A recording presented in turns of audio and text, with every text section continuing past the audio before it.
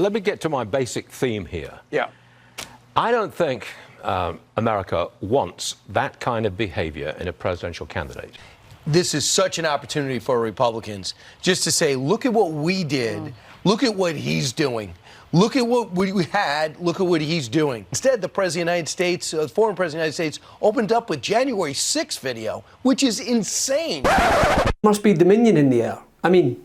Something in the air, because Fox News continued to change their tune in regards to their coverage of the former president. This time in response to his disastrous Waco rally. In two separate segments, once notorious cheerleaders for the former president can be seen condemning his vile comments suggesting violence over the weekend. Well, I deal with it. We're dealing with very dishonest people. We're dealing with thugs. We're dealing with people I actually believe that hate our country. Last night I had a rally with tens of thousands of people. The press admitted there were at least 25 or 30,000 people. That means you can double it at least in Texas, Waco, Texas. And it was like a love fest.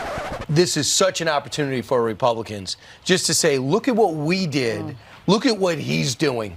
Look at what we had. Look at what he's doing. And I think for President Trump to spend 80% of his time complaining about court cases instead of just looking at his own record and what he would have done. And let me tell you what I would have done to SVG. Let me tell you what I would have done over in to Syria if our guys got hit for the 74th time and twice in 2 days. He does that, or other candidates do that, they're going to be unbelievably successful because that's going to be the conversation at the kitchen table. Instead, the President of the United States, former President of the United States, opened up with January 6th video, which is insane. He should be running from that, period. I don't care his point of view. That is not a good thing for him. I thought that was absolutely awful. Even though he is winning in the polls, that will not help. Let me get to my basic theme here. Yeah. I don't think America wants that kind of behavior in a presidential candidate. I think they're tired of it. I don't think they like to see him wielding a baseball bat prior to some possible charges in court. I just don't think it goes down well with a majority of people. What do you say? Well, yeah, no, I think you're exactly right about it. And I think that even in 2016, people would have rather not had to turn to somebody like Donald Trump. The question is, you call it the slash and burn politics, and that's a good description of it. But the alternative is using the entire judicial system to prosecute people for their political beliefs.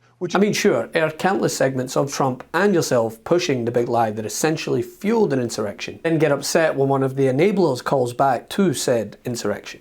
Tonight, new revelations about the once private opinions of powerful figures at Fox News who rejected and ridiculed false claims made by then President Trump and his allies about a stolen election, but continued to promote those election lies to their cable news audience. After allegations that their machines caused thousands of votes in one Michigan county to be switched from Donald Trump to Joe Biden. But in court filings today and Thursday, internal conversations, texts, and testimony show that some of Fox's biggest names knew the claims were bogus. Now, do I buy it?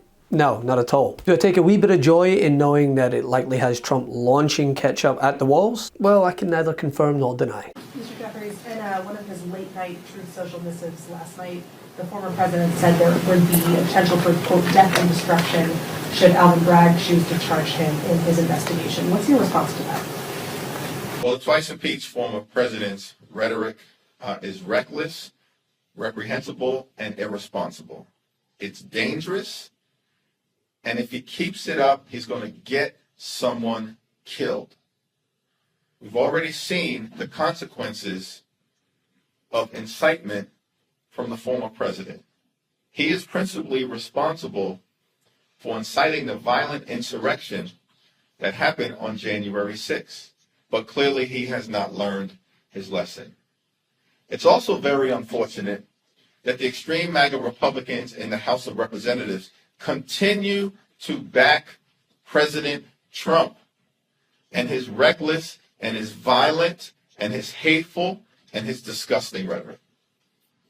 Midas Touch is unapologetically pro-democracy. And look, we know you are too. So please make sure you check out our best-selling shirt and our best-selling gear, the unapologetically pro-democracy gear.